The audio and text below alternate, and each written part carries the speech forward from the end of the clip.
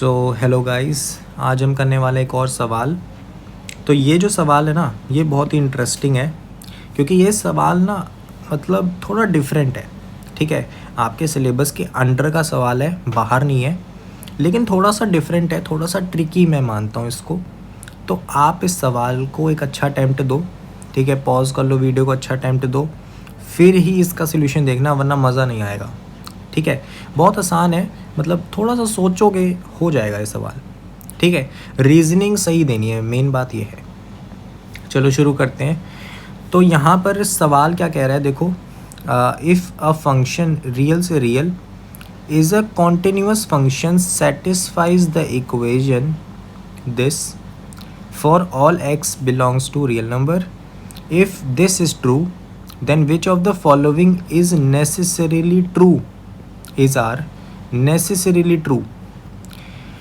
ठीक है, तो कौन से हैं जो पक्का सही, मतलब पक्का ट्रू हैं। ठीक है, पक्का सही है, ये नहीं कि हो सकता है कि ये सही हो जाए, नहीं, हमें नेसेसरीली पता है कि यार ये तो पक्का सही होगा। क्लियर है। तो यहाँ पर हमें कुछ ऑप्शंस दिए हैं, जैसे ये 1 वाला हो गया, 2, 3, 4, 5, 6 और 7। हमें क्या करना है, enter the product of the numbers of all correct options. ठीक है, इन्होंने एग्जांपल भी दिया है, इफ़ मान लो 2 और 3 करेक्ट हैं, ठीक है, तो आंसर 6 हो जाएगा। ठीक है, मतलब 2 और 3 का मल्टीप्लिकेशन। क्लियर है।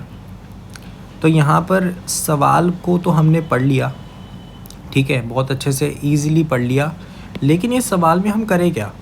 ठीक है, यहाँ पर अगर आप बहुत ही फॉर्मली सोचोगे, यार क्या करें, एक इक्वेशन गिवन है हमें, ठीक है, ये इक्वेशन गिवन है, बक्का इसमें से ही कुछ करना है। तो हम इस इक्वेशन को लिख लेते हैं, F of x into F of x equal to 1। Clear है। तो यहाँ पे मैंने इस इक्वेशन को लिख लिया। अब यहाँ पर हम करें क्या, देखो, जब भी मुझे ये इक्वेशन मिलती है ना, मेरे को लगता है यार ये बहुत ही अनऑर्गेनाइज टाइप है। इसको हम ऐसा करते हैं कि लेट कर लेते हैं y equal to F of x. अब इसको समझना आसान हो जाएगा, पुट करो एफ ऑफ y, ठीक है, इक्वल टू 1/y। ठीक है, तो मैं यहाँ पर ये जो चीज़ है इसको डिनोमिनेटर में ले गया राइट हैंड साइड में, और एफ ऑफ एक्स को y पुट कर दिया। क्लियर है। तो मेरे पास ये एक चीज़ आ गई जो मैंने लेट की, और ये एक चीज़ आ गई। अब इसको समझना देखो कितना आसान है, मैंने ऐसी फॉर्म में लिखा, समझना कितना आसान है कि अगर मैंने कोई इनपुट दी, कोई आउटपुट आएगी, उसको मैं यहाँ पर फिर से फंक्शन में ही इनपुट दे रहा हूँ, और उधर से मेरे को आउटपुट 1/y मिलेगी। क्लियर है। तो यहाँ पर ये चीज़ तो हमने समझ ली कि हाँ, एक में इनपुट आ रहा है, आउटपुट आ रहा है, उसको फिर से इनपुट दे रहे हैं, फिर एक आउटपुट आ रहा है। अब क्वेश्चन में हमने एक और चीज़ हमें गिवन है, एफ ऑफ 1000 इक्वल टू 999। इस चीज़ को समझते हैं। हमें एक चीज़ क्या गिवन है, एफ ऑफ 1000 इक्वल टू 999।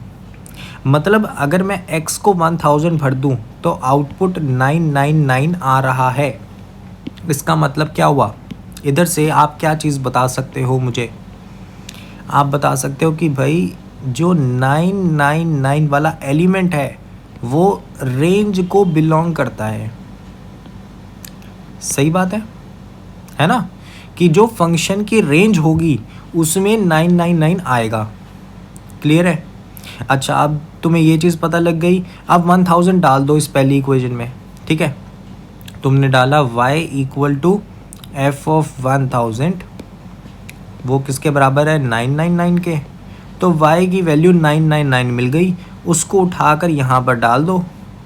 तुमने डाला, तुम्हें मिला F of 999 equal to 1/999।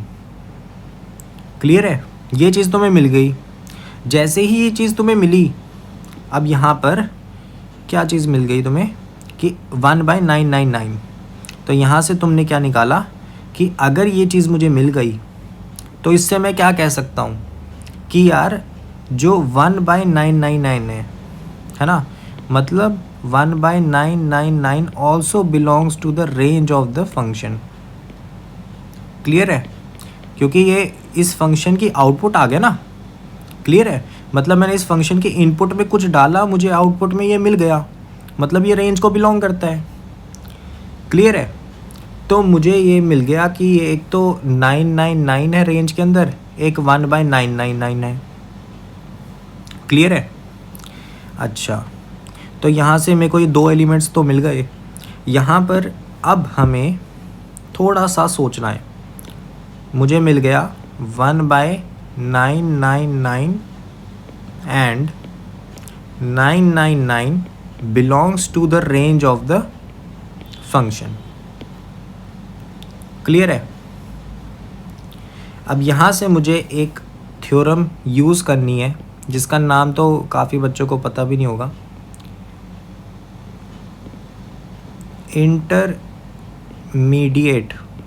Intermediate value theorem. ये थ्योरम बहुत ही सिंपल है, काफ़ी टीचर्स इसको पढ़ाते भी नहीं है इसके नाम से, क्योंकि ये इतनी सिंपल है कि बच्चे को अगर बताएंगे तो वो थोड़ा बोर हो जाएगा, है ना। और वैसे भी इसको अगर आप थोड़ा सा दिमाग लगाओ ये आपको वैसे ही समझ आ जाएगी। ये थ्योरम कुछ भी नहीं कहती, ये थ्योरम बस छोटी सी बात कहती है कि अगर f एक कॉन्टिन्यूअस फंक्शन है, ठीक है, जो कि a, b के इंटरवल में कॉन्टिन्यूअस है, ठीक है, तो इस सब कंडीशन के ऊपर हमें एक चीज़ पता लग जाती है कि अगर कोई वैल्यू s, लेट से कोई वैल्यू s है जो कि f ऑफ b और f ऑफ a के बीच में लाई करती है, ठीक है, इस s को लाने के लिए काफ़ी कुछ पॉइंट्स तो होंगे, ठीक है।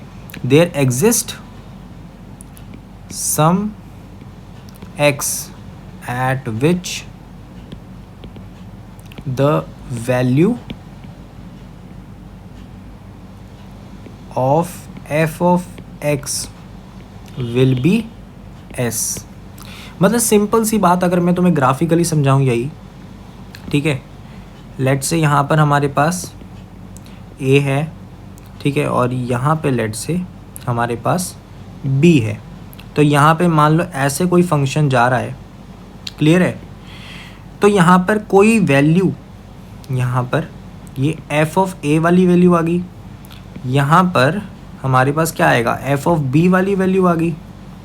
मतलब इन दोनों के बीच में कोई भी value, any value between these two इन दोनों वैल्यूज़ के बीच में कोई जितनी भी वैल्यूज़ इस इंटरवल के बीच में आती हैं उनको मैं ला सकता हूँ फॉर सम x, ठीक है। एटलीस्ट एक x तो ऐसा एग्जिस्ट करेगा। यहाँ पर तुम देख सकते हो, यहाँ पर मुझे एक वैल्यू मिल गई जिस पे इस x पे मैं ला सकता हूँ इस s वैल्यू को। लेट से मैं मानूँ यार ये वैल्यू निकाल के दिखाओ, तो यहाँ से तुम ऐसे लेके जाओगे, एक x तो तुम्हें मिल ही जाएगा। बस इतनी सी बात कह रहा है ये थ्योरम, और कुछ भी नहीं कह रहा, ठीक है ना बात। अच्छा, इसी चीज़ को हम समझ रहे हैं अब इस क्वेश्चन के कंटेक्स्ट में, ठीक है। तो क्वेश्चन का जो कंटेक्स्ट है उसको समझते हैं हम कि हमारी जो रेंज है वो 1/99 से 999 के हमें ये 2 वैल्यूज़ पता लग गई। तो इसको तुम मान लो a, इसको मान लो b। क्लियर है? तो मैं क्या कह रहा हूँ कि अगर f कोई क्या है, कॉन्टिन्यूअस है, हमारा f तो कॉन्टिन्यूअस है, वो तो हमें क्वेश्चन में गिवन है, ठीक है। f हमारा कॉन्टिन्यूअस है और देखो a हमारा क्या है 1/999, b हमारा क्या है 999, ठीक है।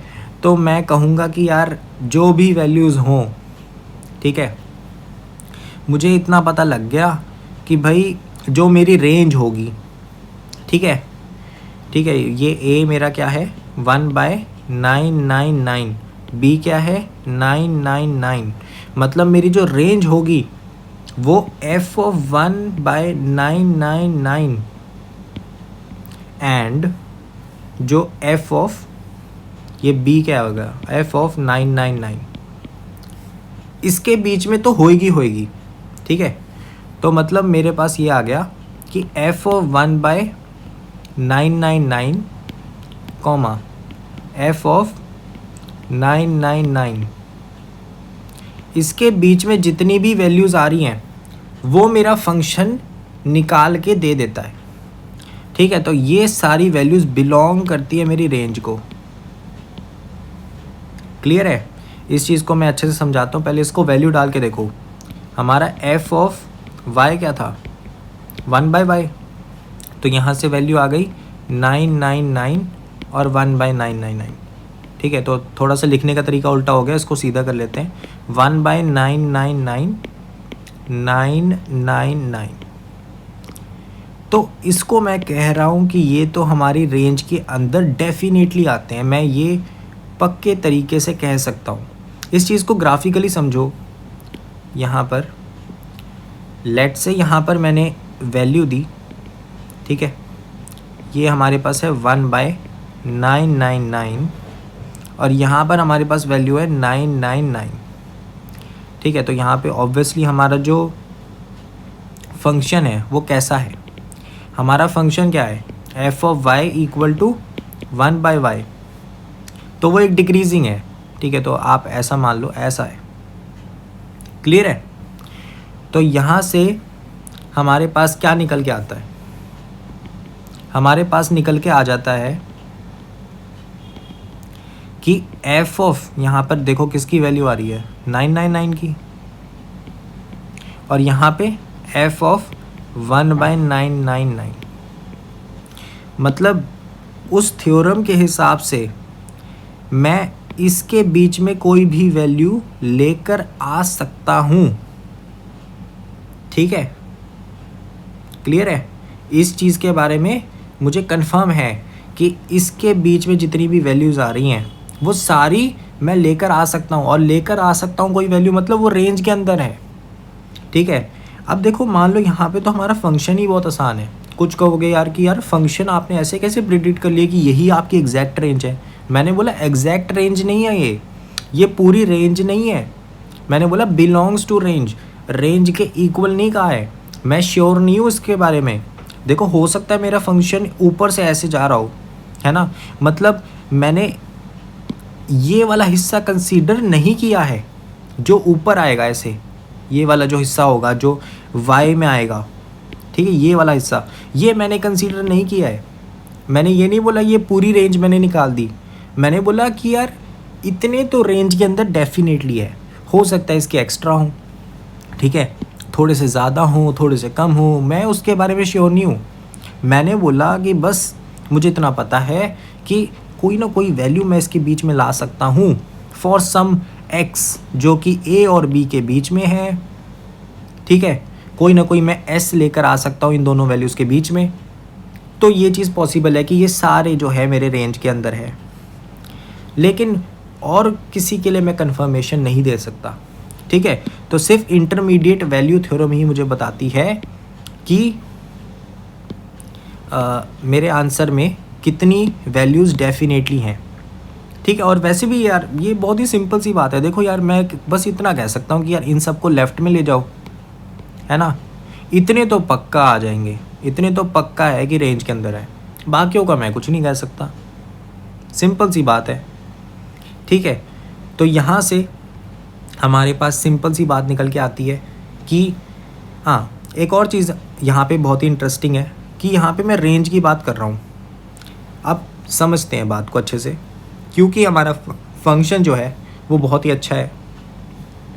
तो यहाँ पे अगर मेरी रेंज 1/, क्या है, 999 है, तो मेरे पास जो डोमेन आएगी इसके कॉरस्पॉन्डिंग, मतलब y की जो वैल्यू आएगी वो क्या आएगी, 999, ठीक है। वैसे ही 999 मेरे रेंज की वैल्यू है, और यहाँ पर जो वैल्यू आएगी वो क्या आएगी, 1/999। क्लियर है? तो यहाँ से मुझे पता लग जाता है कि जो इसकी डोमेन भी है, ठीक है, डोमेन जो है इसके कॉरस्पॉन्डिंग, ठीक है, इसके कॉरस्पॉन्डिंग वो क्या आ जाती है, 1/999,999। ठीक है, मतलब इतने हिस्से के लिए, जो डोमेन का इतना हिस्सा है, इसके लिए हमारे पास क्या आ जाता है, ये चीज़ वैलिड आ जाती है। क्लियर है? ठीक है ना, ये चीज़ वैलिड आ जाती है हमारे पास। तो बस हमारे पास क्या आ जाता है, बहुत ही सिंपल सी चीज़ हो गई। वैसे तुम इसको ऐसे भी समझ सकते थे कि हमारे रेंज का कितना, रेंज किधर से किधर तक है ये बताओ। हमारे पास क्या था, y equal to F of X था and F of Y equal to 1/y। ये दो चीज़ें कही ना मैंने शुरुआत में।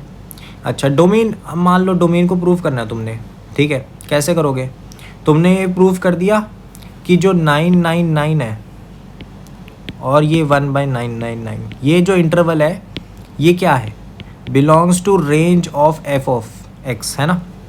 तो मतलब तुमने ये क्या निकाला, y की वैल्यू निकाल दी, और y को तुम यहाँ पर इनपुट दे रहे हो, है ना। तुमने क्या किया, इस y को यहाँ पर इनपुट दे रहे हो। तो सिंपल सी बात हो गई भाई, रेंज यही है और डोमेन भी यही है, ठीक है। तो सिंपल सी बात तुम्हारे पास ये आ जाती है कि जब तुम्हारा जो डोमेन है, मतलब x जब तुम्हारा 999 और 1/999 के बीच में है, तो तुम्हारा f ऑफ x जो है वो 1/x के मतलब ऐसे, मतलब लगा लो ये हिसाब होगा, ठीक है। इतनी सी चीज़ तुम्हें कंफर्म्ड है और कुछ भी नहीं कह सकते तुम, ठीक है, और कुछ तुम यहाँ से ऑब्जर्वेशन नहीं निकाल सकते। बस इतनी चीज़ तुमने निकाल ली जो कि नेसेसरी थी, इतने तो होगा ही होगा। इसके एक्स्ट्रा भी हो सकता है ये फॉलो हो जाए, पर मुझे नेसेसरी ढूंढने थे तो ये कंफर्म्ड है। तो यहाँ से हमारे पास आ जाता है कि यहाँ पर हमने देखा कि हमारे पास जो है यहाँ पर, तो यहाँ पर हमने देखा कि 1/99 के बीच में है ना, ये इस इंटरवल के बीच में, और सेटिस्फाई कर रहे रेसिप्रोकल को। तो पहला ऑप्शन ठीक है। वैसे ही 1/199 ये वाला भी सही है, क्योंकि 1/999 तो इससे छोटा होता है ना, और 999 से तो छोटा है ही है। तो ये भी रेंज के अंदर है, डोमेन के अंदर है, ऐसे मान लो। और ये भी, ये वाला गलत हो गया, क्योंकि इसके बारे में हमें नेसेसरीली नहीं पता कि यार ये हो सकता है, हो तो सकता है लेकिन पक्का नहीं है ना, हो भी सकता है नहीं भी हो सकता। यहाँ पे फोर्थ के बारे में सही है, फिफ्थ का फिर से वही बात होगी भाई, पता नहीं, हो सकता है नहीं भी हो सकता। यहाँ पे फिर से वही बात आ गई कि भाई मेरे को नहीं पता 1 पे क्या वैल्यू है, 2 पे क्या वैल्यू है, ठीक है। मेरे को बस उतने डोमेन के अंदर पता है कि भाई जो 1/999 और 999 के बीच में पता है मेरे को कि आंसर रेसिप्रोकल आएगा, ठीक है। और फंक्शन तो एग्जिस्ट करता है, अभी तो शो करा मैंने। तो यहाँ पे हमारा जो आंसर है वो हो जाता है 1, 2 और 4। तो इन तीनों को हम मल्टीप्लाई करेंगे तो हमारे पास आ जाएगा 8। तो डी ऑप्शन हमारा करेक्ट है। ये पूरा क्वेश्चन इंटरमीडिएट वैल्यू थ्योरम पे बेस्ड था और बहुत ही अच्छे से डिज़ाइन किया गया है। तुम खुद देखो, यहाँ पर बस जो मेन ऑब्जर्वेशन है बस तुम्हें ये देखनी है कि ये दो इक्वेशंस बना लो, ठीक है। और जो ये चीज़ है इसको बहुत ही अच्छे से एनालाइज करो। ये तुमने रेंज का एक पॉइंट यहाँ से ऑब्जर्व किया, दूसरा पॉइंट तुमने डाल के निकाल लिया, फिर तुमने इंटरमीडिएट वैल्यू थ्योरम लगाई, ठीक है।